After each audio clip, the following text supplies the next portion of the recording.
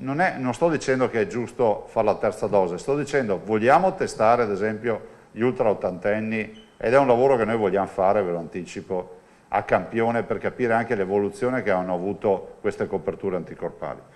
Fermo qui, però si sappia che nel mondo si stanno facendo questi ragionamenti e vedo che in Italia ancora, insomma, forse c'è Ferragosto, pesa, però direi che dopodomani è già autunno. Passato il Ferragosto, la questione per il presidente Zaia è quanto mai urgente anche alla luce di quanto sta avvenendo in Israele, dove si registra una recrudescenza del virus tra gli over 65, complice anche l'allentamento delle misure anti-Covid già a inizio primavera. Uno studio dei titoli anticorpali, questo quindi il progetto di Zaia che permetta di capire come e quando programmare un'eventuale terza dose sui soggetti più anziani. Penso che noi dobbiamo prepararci per l'autunno, ma non pensando che venga giù il diluvio, semplicemente per cercare di gestire questa fase di convivenza nella maniera più opportuna. Spero che a livello nazionale questo sia un tema che si vada ad affrontare. Se il tema per gli over 80 è l'ipotesi terza dose, per i più giovani è quello della vaccinazione tout court, anche in vista del rientro a scuola. Da venerdì scorso in Veneto i ragazzi dai 12 ai 25 anni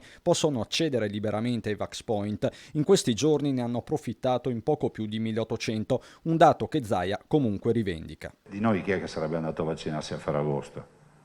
Cioè, considerate che il periodo non è proprio dei migliori. 1832 su 13.700 quello che è buono.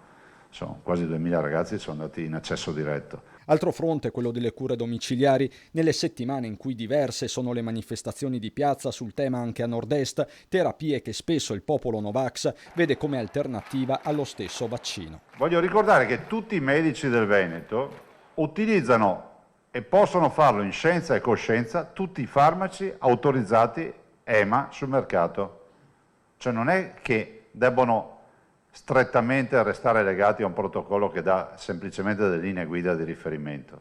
446.000 positivi, almeno 420.000 curati a casa. L'idrossiclorochina è un esempio, no? Quanto abbiamo sentito dire che era la soluzione a tutti i mali. Io non sono un medico, non ve lo so dire, no? Ma che sia chiaro che in Veneto non è proibito utilizzarla. Strettamente connesso il tema degli operatori sociosanitari Novax con la regione che aggiorna la contabilità delle sospensioni già attive e conseguenti riorganizzazioni di personale. Siamo attorno alle 100 persone sospese tra tutte le USL del Veneto, eravamo a 90 la settimana, mi sembra insomma inizio settimana scorsa, quindi siamo sicuramente sulle 100 persone sospese. E l'USL 6 ha sospeso anche alcuni medici di medicina generale, quindi alcuni medici di famiglia, dirottando poi gli assistiti sui medici di continuità assistenziale e su altri medici.